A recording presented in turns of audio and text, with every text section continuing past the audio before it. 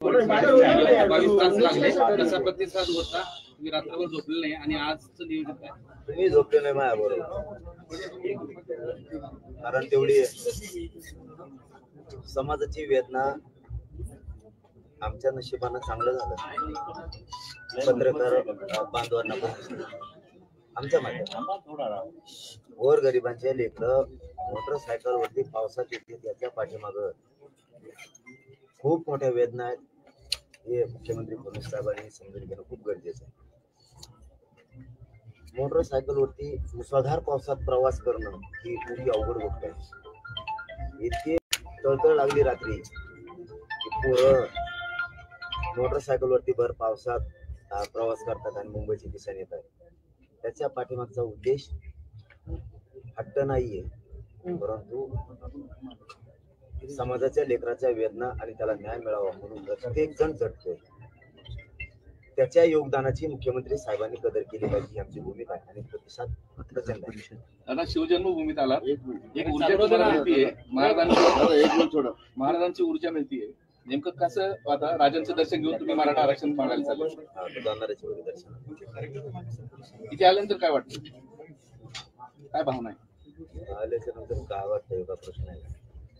पुरं जग इथं माथा टेकतं आणि हीच अशी भूमी आहे रायगड शिवनेरी.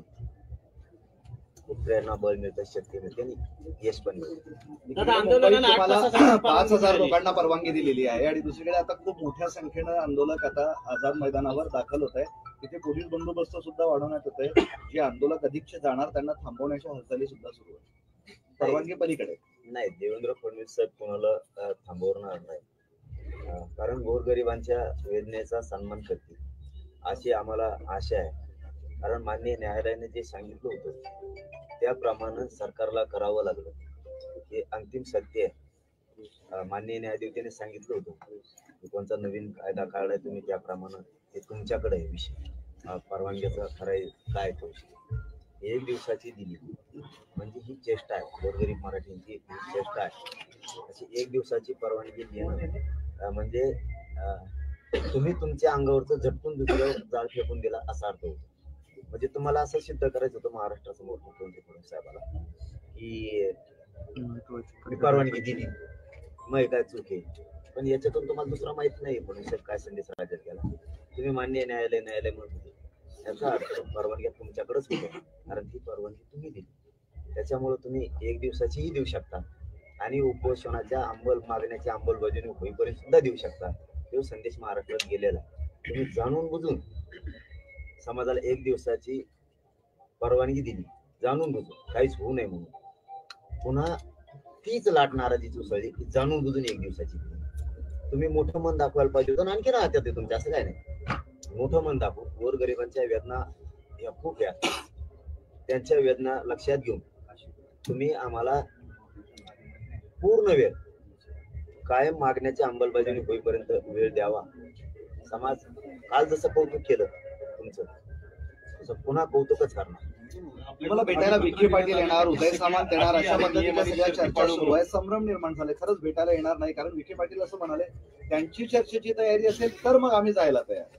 फोन काय केला मला, आमचा नंबर आहे त्यांचा, फोन आले फोन काय गेला असं उलट नाही बोलायचं कवा. चर्चेची तयारी असेल तर आम्ही जायला तयार आहे. तुम्ही यावं का म्हणून रातची 12ला निघाली होती. मी झोपलो होतो तेव्हा.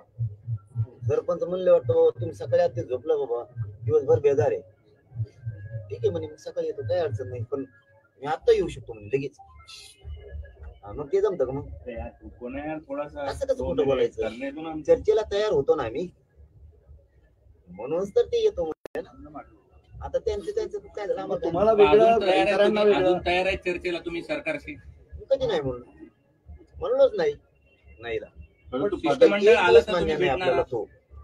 शिष्टमंडळ आलं तर तुम्ही भेटणार आहात, त्यांना चर्चा करणार आहात? कम ना भेटायला तर तुम्ही भेटायला तयार आहेत, पण कुठला राजकीय नेता रिस्क घ्यायला तयार नाही तुमच्याकडे येऊन भेटायला, असं म्हणा ना. म्हणा त्यांना भीती वाटायला लागलेली की काय आपलं जर काही फिसकटलं तर आपलं राजकीय करिअर संपेल. एवढं का घाबरतात राजकीय नेते? असं म्हणा ना. त्याच्यातून फडणवीस साहेबांनी संदेश घ्यायला पाहिजे. यातून शिकायला पाहिजे की मराठ्यांच्या गोरगरिबांची नाराजी अंगावर घेतल्यावर पुढच्या काळात पण काय होईल. तुमच्यातला गैरसमज फडणवीस साहेब पुन्हा पुन्हा टाका. बहुमताची सत्ता आली मराठ्यांशी वादी नाही. पुन्हा पुन्हा मराठ्यांची लाट नाराजीची तुमच्या विरोधात जर गेली तर येणारे दिवस हे राजकीय करिअर बरबाद करणारे असते. म्हणून मी कालही सांगितलं सागरच्या फुटा चौकातून, आज पण पवित्र भूमीतून शिवनेरी गडाच्या पायथ्याहून सांगतो, विनंती करून सांगतो, ते योग्य संधी आहे. फडणवीस साहेब तुम्हाला संधीचं सोनं करायची, गोरगरीब मराठ्यांचे मन जिंकायची. तुम्ही मराठ्यांच्या मागण्याची अंमलबजावणी करा. हेच मराठी गुलाल टाकून मरेपर्यंत तुम्ही दिलेल्या आरक्षणाचा उपकार विसरणार नाही, ही आमचा या ठिकाणून शब्द आहे. आणखीन तुमच्या हातातून वेळ गेलेली नाही. तुम्ही आमचे वैरी नाहीत, तुम्ही आमचे शत्रू नाहीत. तुम्ही फक्त तुमची आडमुठी भूमिका मराठा विरोधी सोडून द्या आणि मोकळ्या मनानं वागायला सुरू करा आजपासून. या पवित्र शिवनेरी गडावरून आमचा शब्द आहे. आम्ही सुद्धा आरक्षणासाठी फक्त तुमच्याशी भांडतोय, ते पण लोकशाही मार्गाने. आम्ही दिलेला शब्द कधीच त्याच्यात बदल नाही होऊ देणार. तुम्हाला संधी आली त्याचं सोनं करून गरीब मराठ्यांचा आता अपमान करू नका, तर सन्मान करा आणि मराठ्यांच्या मनात जिंका. मराठी तुम्हाला कधीच विसरणार नाहीत. आजपासून तुम्ही मराठ्यांविषयीची तुमची भूमिका बदला, ही आम्हाला आमची तुम्हाला विनंती आहे. दादा माजी मुख्यमंत्री एकनाथ शिंदे तुम्हाला पवार आहेत, गेल्या एका त्यांची राजकीय इच्छा आहे की मराठ्यांना आरक्षण मिळावं, माजी मुख्यमंत्री एकनाथ शिंदे यांची. परंतु मुख्यमंत्री असतील किंवा उपमुख्यमंत्री असतील ते त्यांना साथ देत नाही. काय सांगतो उद्या राजकीय उद्ध्वस्त होईल, राजकीय करिअर उद्ध्वस्त होईल असं तुम्ही मागच्या महिन्याभरापासून बऱ्याचदा बोलताय. आता तुम्हाला राजकीय सत्तेशिवाय किंवा राजकीय ताकदीशिवाय गरिबांचे प्रश्न मिटणार नाही याकडे तुमचा कल होतोय का सध्या? ते शिकवायलेत आम्हाला तसं. मुख्यमंत्री दिली सत्ता मराठ्यांनी आणि उलाटली मराठ्यांवरती, त्याच्यामुळे त्यांनी शिकवलंय आम्हाला. म्हणून आम्हाला मग ती बाजूला जावं लागतं, सत्तेकडे लक्ष त्यांनी वेधले तुमचं, जावं लागतंय आम्हाला नाविलाज. कारण ते देऊन जर अशी लोकांची फसवणूक करते, जाणून बुजून टाळाटाळी करते आणि मराठा एकदम टार्गेटवर ठेवला, त्यामुळं आम्हाला मग ती बाजू घ्यावाच लागते. ती बाजू मराठ्यांनी विधानसभेला घेतली नव्हती. त्यांच्या डोक्यात वेगळंच खूळ घुसलं तेव्हापासून. आता पुन्हा मराठी मुंबईकडे निघाले, आणखीन संधी म्हणतो, पुन्हा डबल केस शब्द वापरतो मुद्दाम. ही संधी आहे मराठ्यांच्या मनात जिंका. कशी पुरणार आहात तुम्ही? आता उद्या एक दिवस बसा, परवाच पण परवानगी नाही. असं होऊ शकत नाही, असं होऊ शकत नाही. एक दिवसात मग अंमलबजावणी करा, जाऊ द्या. एक दिवसात अंमलबजावणी करून टाका, नाही तर आत्ताच करा ना. इथूनच गुलाब ट्रॅका भरतो आम्ही शिवनेरी किल्ल्यावर. असं कसं होऊ शकतं? एक दिवसात उपोषण कसं करायचं? मग करा तुम्ही एक दिवसात मागण्या मान्य. तुम्हाला कोणी समाजाला मूर्ख बनवते, ते अपमान करतात माझ्या समाजाचा, माझा पण प्रत्येक वेळी जाणून. कारण मी मॅनेज नाही होत, पण मी हटत नाही फडणवीस साहेब. हे बघा, तुम्ही गोळ्या जरी घातल्या तरी म्हणून जरा झेलणार, आता हटत.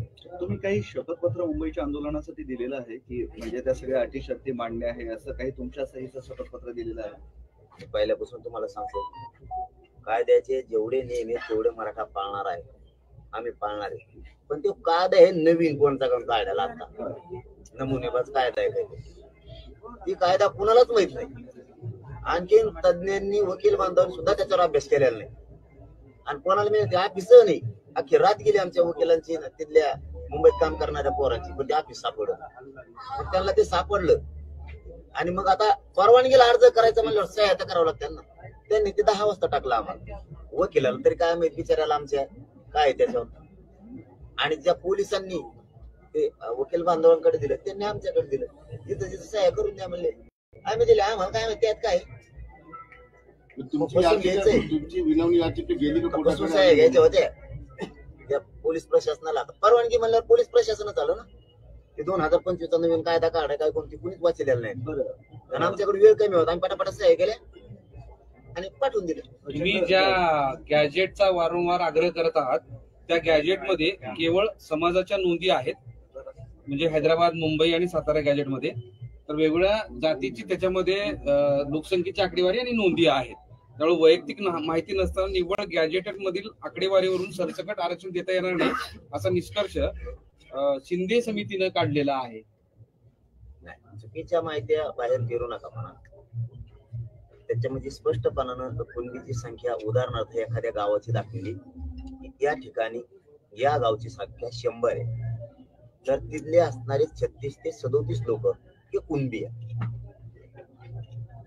त्या असणाऱ्या 1905 असेल किंवा त्याच्या आधीचा असेल, काय जी असेल त्या आजपर्यंत झालेल्या 100 वर्षाच्या काळात, मग ते जर 36 लोक होते तर एकाला 4-4, 5-5 जरी म्हणलं तरी ते 150-200 आकडा गेला.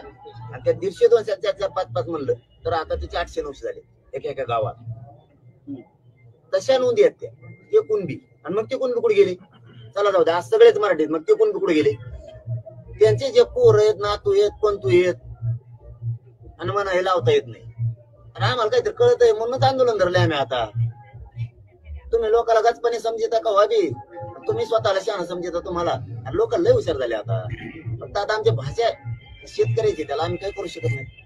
तुमच्या जरा शुद्ध आहे, कारण तुम्ही येशीत राहता, आज बरगादी झोपाता, मग तुमची चांगली, आम्हाला नाही येत चांगली. आम्ही काबड कष्ट करून आमच्या आई बापाचे कमरा मोडलेत. त्यामुळे आमचे जे शब्द आहेत ते आहेत. कधी पोहोचणार मुंबईमध्ये, काय अंदाज वाटतो? दिवसभरातलं सगळं शेड्यूल रात्री पोहोचणार ना, रात्री 100% आज पोहोचणार. आज पवित्र शिवनेरी किल्ल्याचं दर्शन घेऊन कंपाळाला पवित्र माती लावून आझाद मैदानावरती आमरण उपोषणाला जातोय. 29 ऑगस्टला सकाळी आमरण उपोषण सुरू होणार. फक्त या पत्रकार परिषदेच्या माध्यमातून महाराष्ट्रातल्या मराठ्यांना आणि सोबत आलेल्या मराठ्यांना विशेष करून सांगतो, संयम ठेवायचा, शांततेनं सगळं घ्यायचं. तुमच्या एखाद्या आडमुठ्या चुकीमुळं समाजाच्या तोंडाला आलेला घास जाता कामा. जे रूल असतील ते पूर्ण करायचे, हे सगळ्या मराठ्यांनी लक्षात ठेवा. 1 किलोमीटर अलीकडं थांबायचं, आलव्य शांततेत घ्यायचं, गडबड गोंधळ करायची, हे मराठ्यांनी समजून घ्यायचं. कारण मी शांततेनं संयमानं मराठ्यांच्या पदरात एक एक गोष्ट टाकत चाललोय. तुम्ही तिथं आले तरी आरक्षण पाहिजे, तुम्ही थोडे बाजूला असले तरी पाहिजे. काही वेळेस टप्प्याटप्प्याने काम असतं, हे सुद्धा प्रत्येक मराठ्यांच्या पोरानं समजून घ्यायचंय. तिथं 2000 काय गेले आझाद मैदानला, 5000 काय गेले, ते 5000 येते, पुन्हा दुसरे 5000 येते. ती जागा खाली 1 दिवस लेट आलं म्हणून काही एकाच दिवशी सगळं जायचं असं बी काय नसतं. थोडं संयमाने घ्या मराठ्यांचे पोर. तुमच्या एखाद्या चुकीच्या भूमिकेमुळं समाज आपल्याकडे आशा लावून बसलाय की आपल्याला आणि आपल्या लेकराला आरक्षण मिळणार आहे.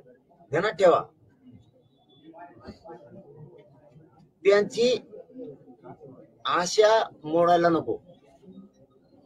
ते जे स्वप्न बघते त्या स्वप्नावरती पाणी फिरायला नको. म्हणून समाजाच्या सगळ्या पोरांनी शांततेत संयमाने घ्यायचे. 1 दिवस लेट कळलं ना मराठ्यांच्या पोराला, सगळ्या आंदोलकाला 1 दिवस थोडं लेट. काही पुढं जातील, काही मागं थांबतील. केलं जर तरचा विषय चाललाय. ही झाली मराठ्यांसाठीची बाजू. आता फडणवीस साहेबांसाठी माझी बाजू आहे. सन्माननीय मुख्यमंत्री फडणवीस साहेब, तुम्हाला आदरपूर्वक सांगतो,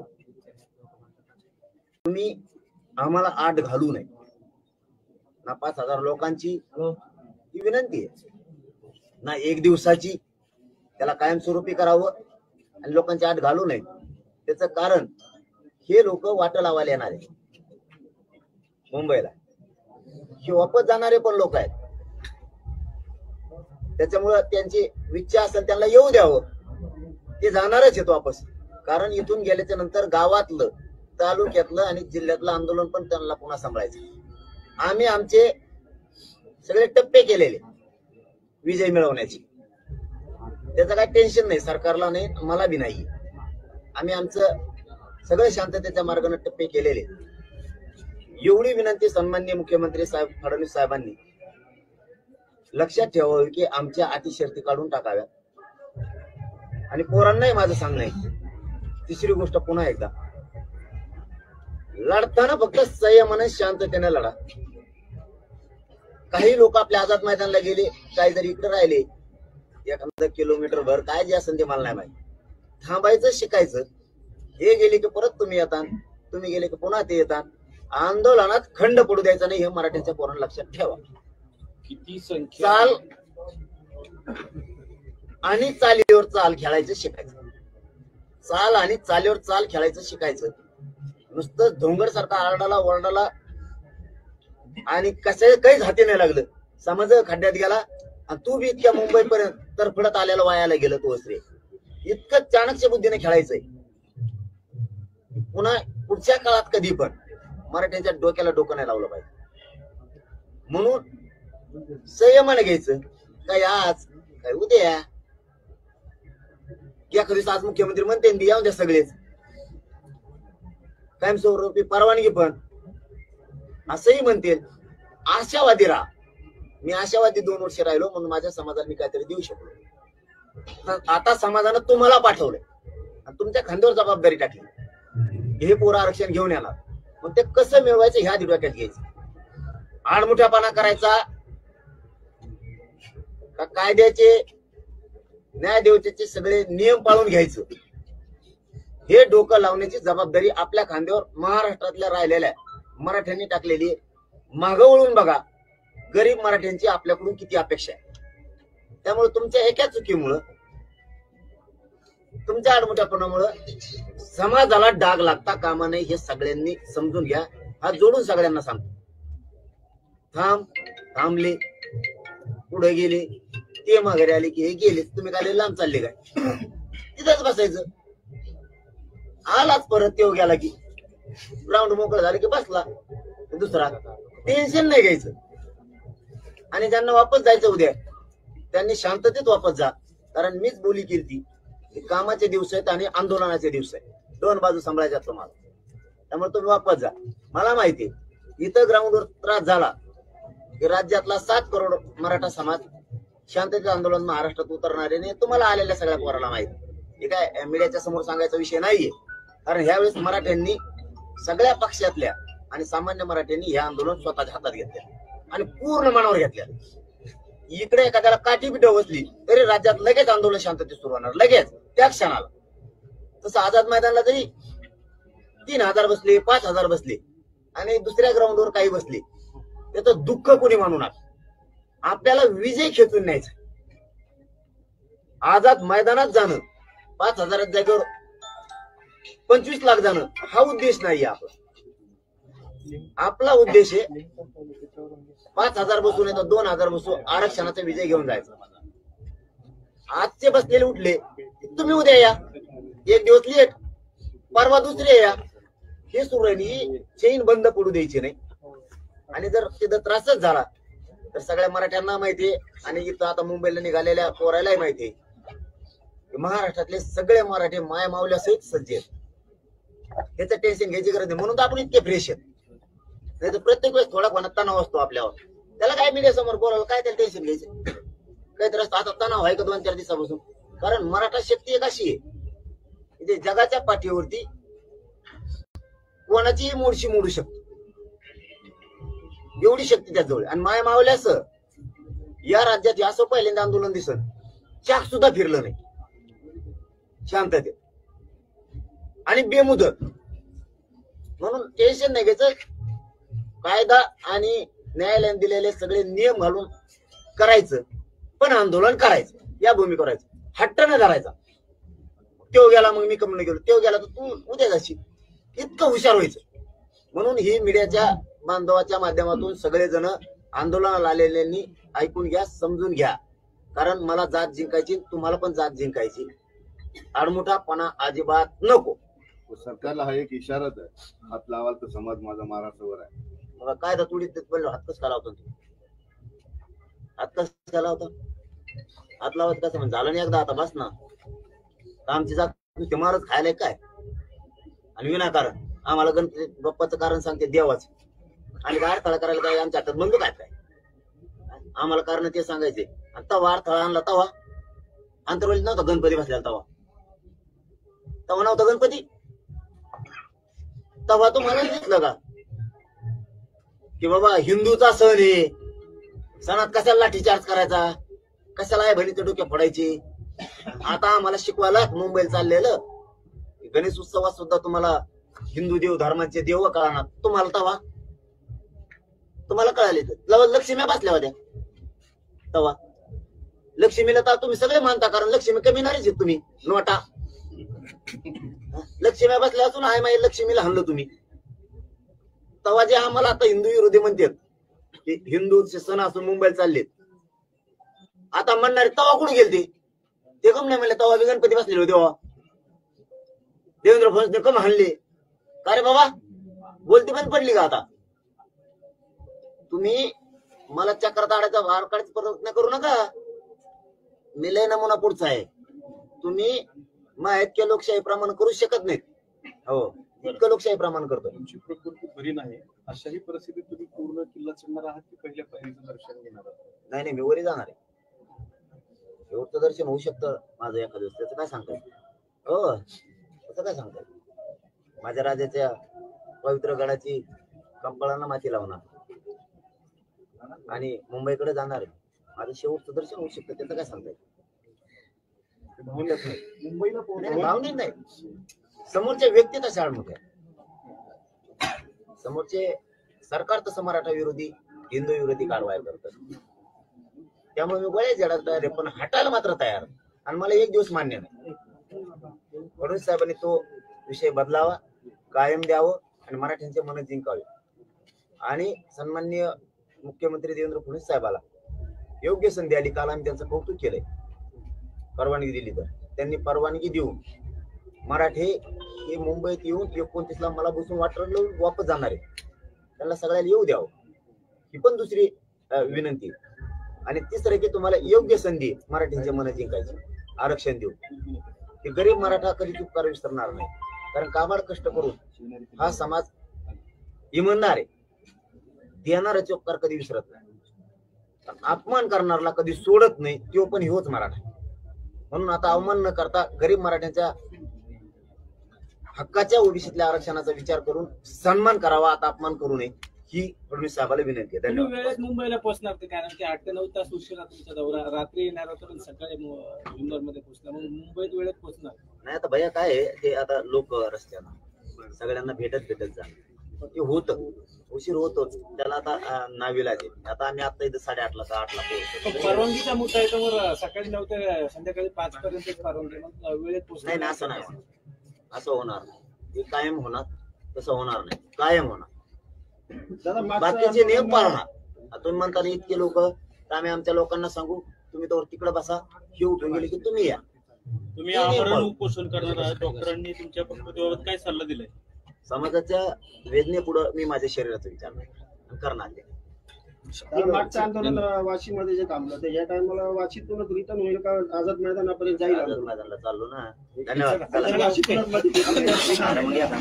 आता तुम्ही शिंदेवरून जाणार घरी.